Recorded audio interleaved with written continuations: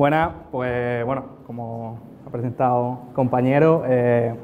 yo soy José Antonio Perdiguero, ahora mismo trabajo para Waylar, que es una pequeña startup de Londres. Nosotros estamos trabajando aquí en Málaga, aunque estamos en remoto, y bueno, mi rol ahora mismo es Head of Data Science, así que yo estoy un poco a cargo de todo el tema de Machine Learning y demás en la empresa. Y bueno, os voy a contar un poco unas ideas que nacieron a partir de Tom Christie, que es el creador de Django REST Framework. Y bueno, y un poco cómo se fue fraguando un framework ahora mismo en Python sobre un poco una evolución a lo que ahora mismo tenemos normal en Flash y en Django REST Framework. Y bueno, ahora os voy a ir comentando un poco a partir de... vamos a ver estos diferentes puntos a partir de un pequeño ejemplo con Django REST Framework, un trocito de código. Vamos a ir viendo diferentes cambios y mejoras que le podemos ir haciendo, digamos, para conseguir unos objetivos que os voy a comentar ahora aquí a continuación. Bueno, lo primero sería un poco, para ponernos en contexto, explicar qué hay mal, digamos, con respecto a las APIs tal y como se encuentran ahora mismo, los dos frameworks. Voy a utilizar un poco los dos frameworks principales de Python, que serían Django REST Framework y Flash, para crear APIs. Y bueno, la idea es que ahora mismo, en realidad, lo que tenemos no está mal. Simplemente, cuando ves un código en Django REST Framework o en Flash, ves como que, bueno, está como un poco anticuado y el código en sí no da mucha información sobre la API en sí. Entonces, utilizando las funcionalidades nuevas de Python, que hemos visto que se han ido añadiendo en las diferentes versiones, 3.5, 3.6 y demás, vamos a darle, digamos, uso a eso, integrarlo dentro de un framework para mejorar un poco, en plan, las funcionalidades de nuestras APIs. Entonces, los principales cambios van a ir conducidos principalmente por la anotación de tipo, utilizando el módulo typing y las nuevas características de async y await, ¿vale?, que ya son parte del lenguaje, junto con el módulo async-io. Entonces, utilizando esta herramienta, pues vamos a ver un poco cómo mejorar el código. Principalmente deberíamos quedarnos un poco con que el código que nosotros escribamos para una API debería ser lo más expresivo posible y que describa la API completamente y nos dé cuanta más información de la propia API mejor, de forma que no solo el nuevo desarrollador que llegue y vea una API y vea el código diga entiendo más o menos qué es lo que se quiere construir, sino que también podamos con el módulo, por ejemplo, inspect de Python, podamos ver a nivel de máquina qué hace esa API, cómo trabaja esa API a nivel de máquina, para que podamos crear de forma automática pues diferentes herramientas, como por ejemplo aquí marco, digamos, un poco los objetivos a los que queremos llegar y las diferentes herramientas que querríamos conseguir. Pues podría ser, por ejemplo, una forma de tener una documentación interactiva de la API en base directamente al código,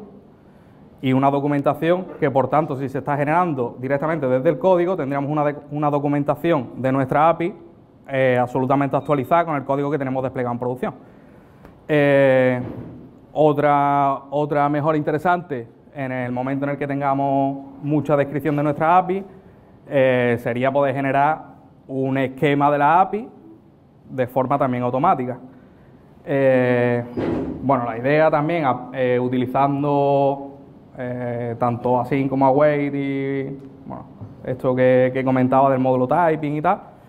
es que tengamos un código más adecuado a Python, digamos, a las nuevas versiones de Python, y no tan, digamos, manteniendo tanta sintaxis de Python 2, sino utilizando todas las herramientas que nos provee Python en estos nuevos lenguajes. Entonces, bueno, como comentaba, vamos a movernos en los diferentes cambios que os voy a proponer, utilizando una API muy sencillita, con simplemente dos métodos, uno para registrar un nuevo cachorrito y otro para listar todos los cachorritos y que podamos filtrarlo por nombre, ¿vale? Entonces, aquí tendríamos un poco el código de todo lo que sería nuestra API, simplemente un endpoint que escucharía los dos verbos post y get para registrar y listar los cachorritos. Y bueno, simplemente para todo aquel que esté familiarizado con Django REST Framework, es un código relativamente sencillo en el que en el post pues nos llegará un body que parsearemos a JSON y lo pasaremos a través de un serializador. Comprobaremos si los datos el body que nos ha llegado es válido y devolveremos un 201 en el caso de que lo creemos, o un 400 en el caso de que sea inválido. En el caso del listado, pues bueno, parecido también. Cogeremos todos los objetos que tenemos en base de datos, los pasaremos a través del serializador. En el caso de que no tengamos que filtrar, en el caso de que nos hayan dado el parámetro name, pues filtraremos utilizando ese parámetro y devolveremos en forma de JSON todos los objetos. Simplemente a partir de esto, ahora la primera mejora que os quiero proponer es modificar la ruta que tendríamos en Django REST Framework para ese endpoint, de forma que esta sería la ruta que tenemos actual, simplemente ese método asociado a esa URL y no tendríamos más, dependiendo de la petición que se haga dentro del código, veríamos si es un get o si es un post y tiraríamos hacia un lado o hacia otro. Entonces, la mejora que propongo de forma más inmediata es partir ese código en dos métodos, de forma que tendríamos un endpoint para registrar y otro para listar. Y esto nos permitiría totalmente de forma inmediata añadirle un docstring a cada uno de los dos métodos, de forma que ya estaríamos describiendo cada uno de los dos métodos diferentes. Y en ese docstring tendríamos una documentación propia de esos endpoints que podríamos utilizar más adelante. Por tanto, las URL, en el momento en el que hacemos esa diferenciación de los dos métodos, quedarían así. Evidentemente este código no es compatible con Django, ¿vale? Esto es ficticio, pero bueno, la idea es eso, simplemente hemos añadido la diferenciación por el verbo, no solo por la URL, para enrutar hacia un método o hacia otro. Esta sería la primera mejora que os propongo. La segunda sería que nuestras vistas, una mejora sobre las vistas que he definido ahora mismo, en el que no solo podemos utilizar vistas síncronas, como funciones síncronas como hemos visto hasta el momento, sino que podríamos utilizar una función asíncrona, como por ejemplo la que vemos aquí de registrar. Y bueno, evidentemente en el momento en el que estamos trabajando con una función asíncrona se nos abre un mundo nuevo en el que bueno, pues podemos utilizar conectores a base de datos asíncronos, pues yo que sé, conectores Redis asíncronos y cualquier cosa que pueda ser susceptible de trabajar en el mundo asíncrono de forma más rápida y ganar velocidad o ganar flexibilidad. Entonces, evidentemente, como ya he dicho antes, esto tampoco funcionaría ahora mismo en Django, porque Django por defecto solo trata con funciones síncronas, ¿vale? Para esto, Django define, se definió un paquete en Django que se llama Django Channels, que nos permite trabajar con funciones asíncronas, y en base al nacimiento de este paquete Django Channels se crea un nuevo protocolo que hasta el momento estamos utilizando WSGI, y se crea un nuevo protocolo que es ASGI, que nos permite trabajar con funciones asíncronas y tal, un servidor de aplicación asíncrono. Luego dejaré enlaces para que le interese ver cómo, bueno, la definición del protocolo ASGI y demás. Bueno, y hasta aquí, digamos, un poco la proposición, ¿no?, de que cambiemos a que sea el propio servidor o el propio framework el que se encargue de ver si la función o el endpoint que estamos tratando es síncrono o asíncrono y él se encargue de tratarlo y meterlo dentro de un bucle de eventos o servirlo normalmente, ¿vale? Y pasamos a una siguiente mejora, que esto, aquí ya no hay, digamos, un contrapunto propio dentro de Django, sino que esto es algo nuevo, y para ello voy a complicar un poquito la vista en la que listamos y voy a añadir, simplemente voy a añadir una validación del parámetro name. Hasta el momento no me he parado en ello, pero bueno, hasta el momento nuestros endpoints en una API o en un servidor web simplemente son funciones que aceptan un parámetro request, construyen lo que sea con ese parámetro request y te devuelven una respuesta. Entonces, bueno, lo he señalado aquí, ¿vale? Como tipado, y ya aquí empiezo a utilizar el módulo typing para que veáis un poco. Esta request también es ficticia, aunque tenemos una request en Django y tenemos una response en Django, pero bueno, la idea es que nuestras funciones van a mutar de acepto una request y devuelvo una response a algo un poco más descriptivo, porque esta request puede ser cualquier cosa y no nos da ningún tipo de información sobre ese endpoint. Entonces, como ya decía, añado una validación sobre el parámetro nombre, que simplemente compruebo que la primera letra sea una mayúscula y ya está. Esto nos lleva a ver que dentro de la propia función estamos mezclando diferentes comportamientos, y sería deseable que tuviéramos, por ejemplo, este comportamiento de validación de parámetros de la request fuera de estos endpoints. Entonces, para ello se proponen los componentes, y un componente no sería más que una clase de esta índole. Relativamente sencilla, en el constructor, en caso de que no se cumplan los requisitos que hemos definido, lance un error de validación. Una vez que tenemos estos componentes, podríamos definir una sintaxis para nuestras funciones de esta forma, en el que en vez de aceptar una request, nosotros aceptaríamos el parámetro que nos hace falta para este endpoint. Y en este caso, pues bueno, sería el nombre que necesitamos para hacer filtrado. Y aquí ya podemos ver que el código de validación de este parámetro ha desaparecido, porque es el propio componente el que va a realizar la validación. Entonces, para esto,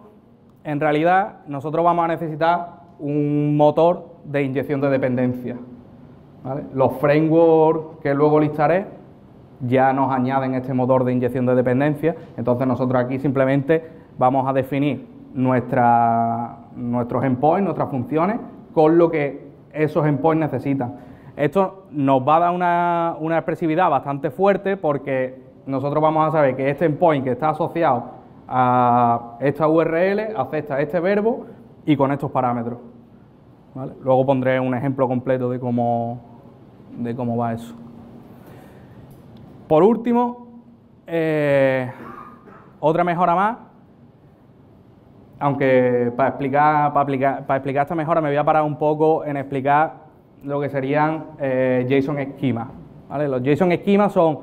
un formato que es simplemente un JSON en el que nosotros definimos un tipo dentro de ese JSON, y definimos que, por ejemplo, un tipo de parámetro, un tipo de componente, simplemente pues define un string o define un entero que va desde el rango 0 a 5, y es un formato de esquema estándar que se utiliza, estándar, se utiliza en muchos sitios. Entonces nosotros vamos a definir dentro de Python, utilizando las clases y los tipos de Python, utilizando por tanto el módulo typing, un formato en el que nosotros podamos, digamos, movernos y transformar ese formato de clase a JSON Schema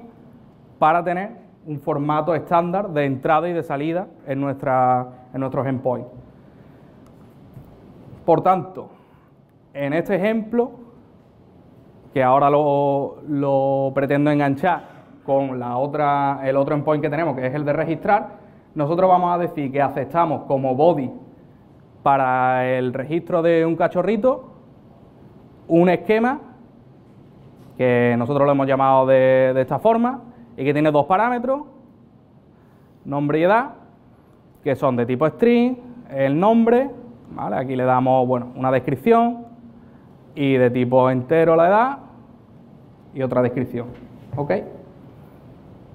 Entonces, una vez que tenemos este esquema común, nosotros podemos decir que para el registro nosotros no necesitamos una request, sino que lo que necesitamos es que nos llegue un body en esa request, que es ese tipo. Nosotros vamos a hacer lo que proceda y devolveremos devolveremos otra vez ese tipo. Por lo tanto, con esto nosotros estamos definiendo que para este endpoint, igualmente, que está asociado a esta ruta, a esta URL y a este verbo, esto acepta como entrada forzosamente este esquema y devuelve forzosamente este esquema. Por tanto, como podéis ver, la función también se simplifica muchísimo, porque igualmente este esquema o este tipo nos va a definir cómo, o sea, si es válido o no es válido y cómo se validan esos datos de entrada y esos datos de salida. Entonces, igualmente, con los componentes anteriores, el tipo va a ser un componente específico que nos va a permitir validar en base a los parámetros que hemos definido para ese tipo. Hasta aquí las mejoras que se proponen.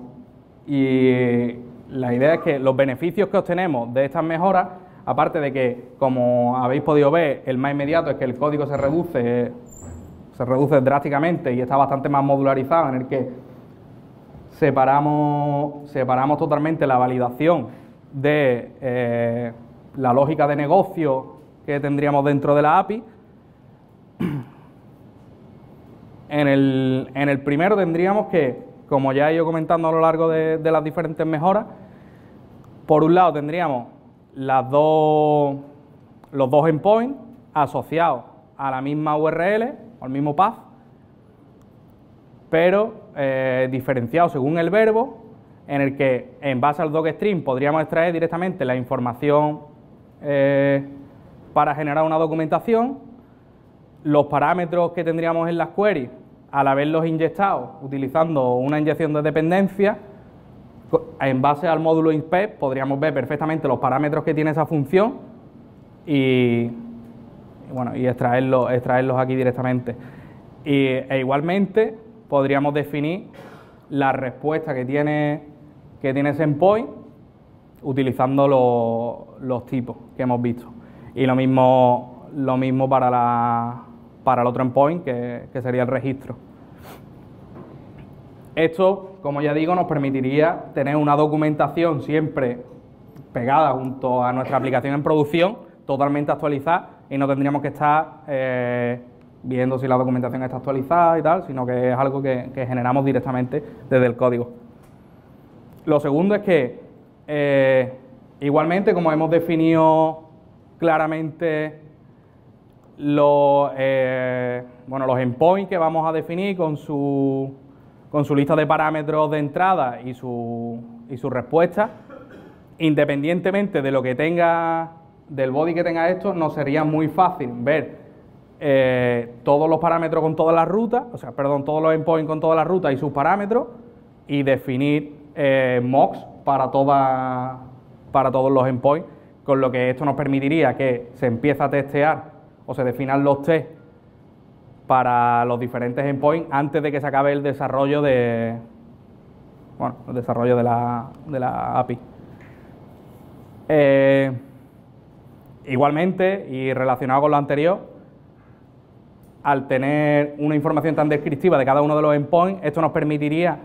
primero, definir esquemas propios de cada uno de los tipos utilizando JSON Schema, como he comentado antes, y luego definir un esquema global de la API utilizando OpenAPI, lo que antes era Swagger o cualquier otro estándar de definición de esquemas. Y por último, como tenemos también el esquema generado, nos resultaría relativamente fácil crear clientes genéricos para nuestras APIs, como, bueno, ya podréis ver un montón de ejemplos utilizando Swagger y demás. Y hasta aquí.